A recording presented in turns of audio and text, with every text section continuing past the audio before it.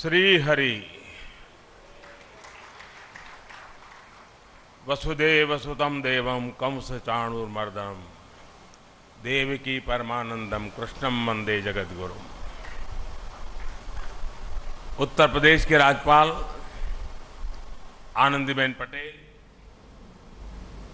मुख्यमंत्री श्रीमान योगी आदित्यनाथ जी, गीता प्रेस के श्री केशवराम अग्रवाल जी, श्री विष्णु प्रसाद जी, सांसद भाई रवि किशन जी, अन्य महानुभाव, देवी और सज्जनों, सावन का पवित्र मास, इंद्रदेव का आशीर्वाद,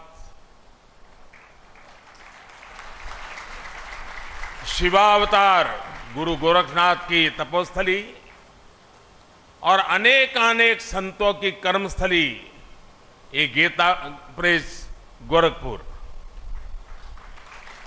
जब संतों का आशीर्वाद फलीभूत होता है तब इस तरह के सुखद अवसर का लाभ मिलता है। इस बार का मेरा गोरखपुर का दौरा विकास भी, विरासत भी, इस नीति का एक अद्भुत उदाहरण है।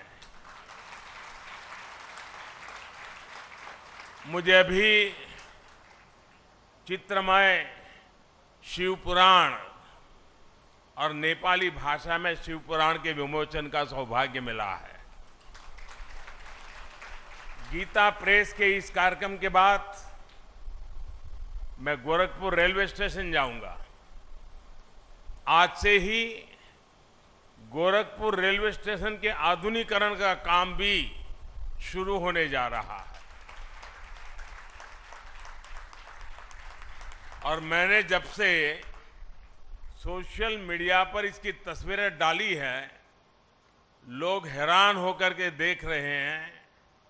लोगों ने कभी सोचा ही नहीं था कि रेलवे स्टेशनों का भी इस तरह कायाकल्प हो सकता है। और उसी कार्यक्रम में मैं गोरखपुर से लखनऊ के लिए वंदे भारत ट्रेन को हरी झंडी दिखाऊंगा और उसी समय जोधपुर से अहमदाबाद के बीच चलने वाली वंदे भारत एक्सप्रेस को भी रवाना किया जाएगा। वंदे भारत ट्रेन ने देश के मध्यम वर्ग को सुविधाओं और सहूलियतों के लिए एक नई उड़ान दी है।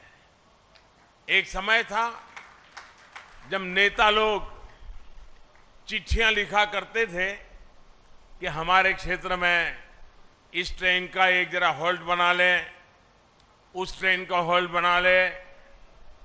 आज देश के कोने कोने से नेता मुझे चिट्ठियां लिखकर कहते हैं कि हमारे क्षेत्र से भी वंदे भारत चलाइए। ये वंदे भारत का एक क्रेज है। इन सारे आयोजनों के लिए मैं गोरखपुर के लोगों को, देश के लोगों को बहुत बहुत बधाई देता हूं। साथियों, गीता प्रेस विश्व का ऐसा इकलौता प्रिंटिंग प्रेस है जो सिर्फ एक संस्था नहीं है बल्कि एक जीवंत आस्था है। गीता प्रेस का कार्यालय करोड़ों करोड़ लोगों के लिए किसी भी मंदिर से जरा भी कम नहीं है। इसके नाम में भी गीता है और इसके काम में भी गीता है। और जहां गीता है वहां साक्षात कृष्ण है, और जहां कृष्ण है वहां करुणा भी है, कर्म भी है, वहां ज्ञान का बोध भी है और विज्ञान का शोध भी है। क्योंकि गीता का वाक्य है वासुदेवः सर्वम, वासुदेवः सर्वम। सब कुछ वासुदेवमय है, सब कुछ वासुदेव से ही है, सब कुछ वासुदेव में ही है। भाई और बहनों, 1923 में गीता प्रेस के रूप में यहां जो आध्यात्मिक ज्योति प्रज्वलित हुई, आज उसका प्रकाश पूरी मानवता का मार्गदर्शन कर रहा है। हमारा सौभाग्य है कि हम सभी इस मानवीय मिशन की शताब्दी के साक्षी बन रहे हैं। इस ऐतिहासिक अवसर पर ही हमारी सरकार ने गीता प्रेस को गांधी शांति पुरस्कार भी दिया है। गांधी जी का गीता प्रेस से भावनात्मक जुड़ाव था। एक समय में गांधी जी कल्याण पत्रिका के माध्यम से गीता प्रेस के लिए लिखा करते थे और मुझे बताया गया कि गांधी जी ने सुझाव दिया था कि कल्याण पत्रिका में विज्ञापन न छापे जाएं। कल्याण पत्रिका आज भी गांधी जी के उस सुझाव का 100% अनुसरण कर रही है। मुझे खुशी है कि आज ये पुरस्कार गीता प्रेस को मिला है। ये देश की ओर से गीता प्रेस का सम्मान है, इसके योगदान का सम्मान है और इसकी 100 वर्षों की विरासत का सम्मान है। इन 100 वर्षों में गीता प्रेस द्वारा करोड़ों करोड़ों किताबें प्रकाशित हो चुकी है। आंकड़ा कभी कोई 70 बताता है, कोई 80 बताता है, कोई 90 करोड़ बताता है। ये संख्या किसी को भी हैरान कर सकती है। और ये पुस्तकें लागत से भी कम मूल्य पर बिकती हैं, घर घर पहुंचाई जाती है। आप कल्पना कर सकते हैं इस विद्या प्रवाह ने कितने ही लोगों को आध्यात्मिक बौद्धिक तृप्ति दी होगी, समाज के लिए कितने ही समर्पित नागरिकों का निर्माण किया होगा। मैं उन विभूतियों का अभिनंदन करता हूं जो इस यज्ञ में निष्काम भाव से बिना किसी प्रचार के अपना सहयोग देते रहे हैं। मैं इस अवसर पर सेठ जी, श्री जयदयाल गोयनका जी और भाई जी श्री हनुमान प्रसाद पोद्दार जैसी विभूतियों के प्रति अपनी श्रद्धांजलि भी अर्पित करता हूं। साथियों, गीता प्रेस जैसी संस्था सिर्फ धर्म और कर्म से नहीं जुड़ी है, बल्कि इसका एक राष्ट्रीय चरित्र भी है। गीता प्रेस भारत को जोड़ती है, भारत की एकजुटता को सशक्त करती है। देश भर में इसकी 20 शाखाएं हैं। देश के हर कोने में रेलवे स्टेशनों पर हमें गीता प्रेस का स्टॉल देखने को मिलता है। 15 अलग अलग भाषाओं में यहां से करीब 1600 प्रकाशन होते हैं। गीता प्रेस अलग अलग भाषाओं में भारत के मूल चिंतन को जन जन तक पहुंचाती है। गीता प्रेस एक तरह से एक भारत श्रेष्ठ भारत की भावना को प्रतिनिधित्व देती है। साथियों, गीता प्रेस ने अपने 100 वर्षों की ये यात्रा एक ऐसे समय में पूरी की है जब देश अपनी आजादी के 75 वर्ष मना रहा है।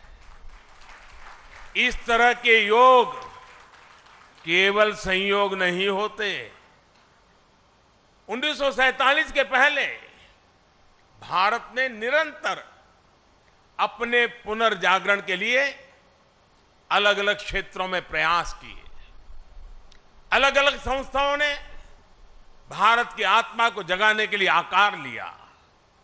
इसी का परिणाम था कि 1947 आते आते भारत मन और मानस से गुलामी की बेड़ियों को तोड़ने के लिए पूरी तरह तैयार हो गया। गीता प्रेस की स्थापना भी इसका एक बहुत बड़ा आधार बनी। 100 साल पहले का ऐसा समय जब सदियों की गुलामी ने भारत की चेतना को धूमिल कर दिया था। आप भी जानते हैं कि इससे भी सैकड़ों साल पहले विदेशी आक्रांताओं ने हमारे पुस्तकालयों को जलाया था। अंग्रेजों के दौर में गुरुकुल और गुरु परंपरा लगभग नष्ट कर दिए गए थे। ऐसे में स्वाभाविक था कि ज्ञान और विरासत लुप्त होने की कगार पर थे। हमारे पूज्य ग्रंथ गायब होने लगे थे। जो प्रिंटिंग प्रेस भारत में थे वो महंगी कीमत के कारण सामान्य मानवी की पहुंच से दूर थे। आप कल्पना करिए, गीता और रामायण के बिना हमारा समाज कैसे चला रहा होगा। जब मूल्यों और आदर्शों के स्रोत ही सूखने लगे तो समाज का प्रवाह अपने आप थमने लगता है। लेकिन साथियों, हमें एक बात और याद रखनी है।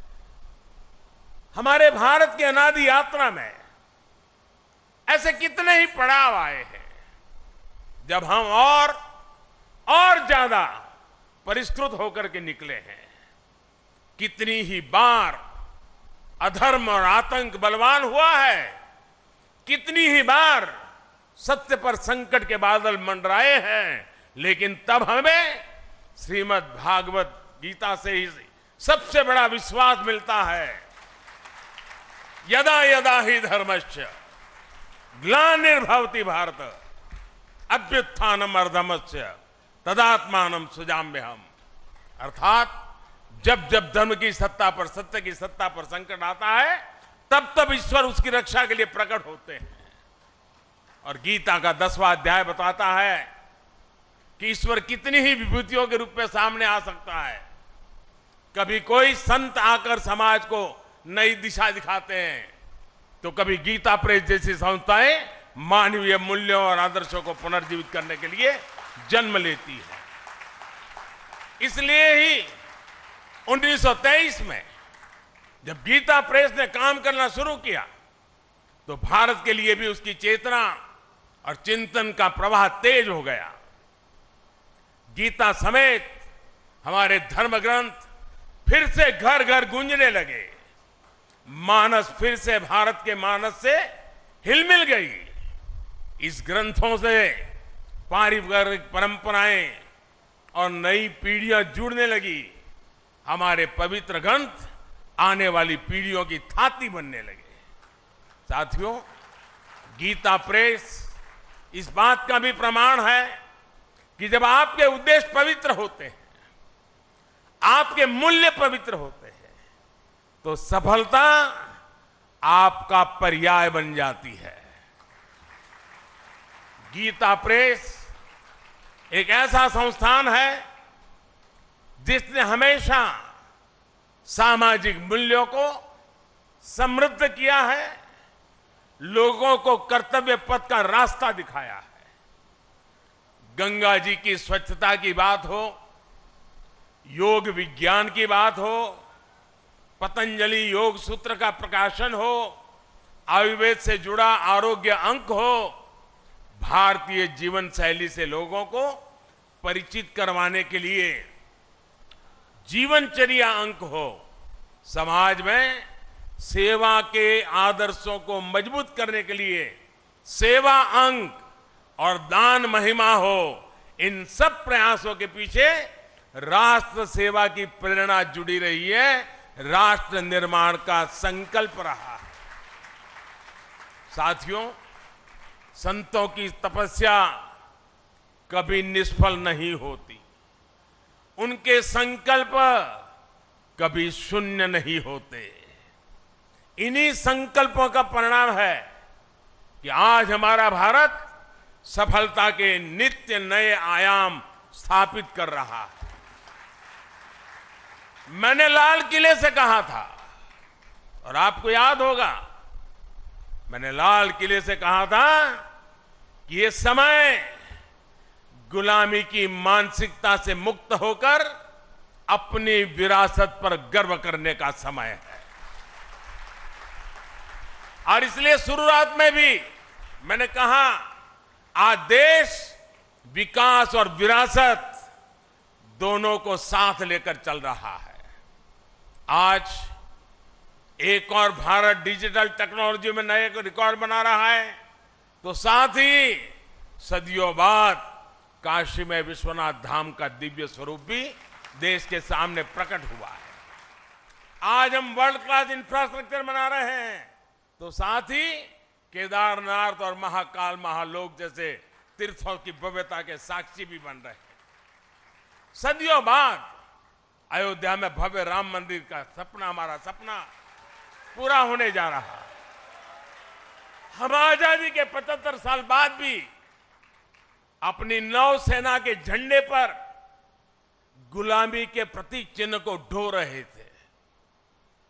हम राजधानी दिल्ली में भारतीय संसद के बगल में अंग्रेजी परंपराओं पर चल रहे थे। हमने पूरे आत्मविश्वास के साथ इन्हें बदलने का काम किया है। हमने अपनी धरोहरों को, भारतीय विचारों को वो स्थान दिया है जो उन्हें मिलना चाहिए था। इसलिए अब भारत की नौसेना के झंडे पर छत्रपति शिवाजी महाराज के समय का निशान दिखाई दे रहा है। अब गुलामी के दौर का राजपथ कर्तव्य पथ कर बनकर कर्तव्य भाव की प्रेरणा दे रहा है। आज देश की जनजातीय परंपरा का सम्मान करने के लिए देश भर में जनजातीय स्वतंत्रता सेनानी म्यूजियम बनाए जा रहे हैं। हमारी जो पवित्र प्राचीन मूर्तियां चोरी करके देश के बाहर भेज दी गई थी, वो भी अब वापस हमारे मंदिरों में आ रही है। जिस विकसित और आध्यात्मिक भारत का विचार हमारे मनीषियों ने हमें दिया है, आज हम उसे सार्थक होता हुआ देख रहे हैं। मुझे विश्वास है हमारे संतों, ऋषियों, मुनियों, उनकी आध्यात्मिक साधना भारत के सर्वांगीण विकास को ऐसे ही ऊर्जा देती रहेगी। हम एक नए भारत का निर्माण करेंगे और विश्व कल्याण की अपनी भावना को सफल बनाएंगे। इसी के साथ आप सभी का इस पवित्र अवसर पर मुझे आपके बीच आने का मौका दिया, और मुझे भी इस पवित्र कार्य में कुछ पल के लिए क्यों नहीं आपके बीच बिताने का अवसर मिला। मेरे जीवन का सद्भाग्य है। आप सबका मैं फिर से एक बार हृदय से बहुत बहुत धन्यवाद करता हूं, बहुत बहुत शुभकामनाएं देता हूं।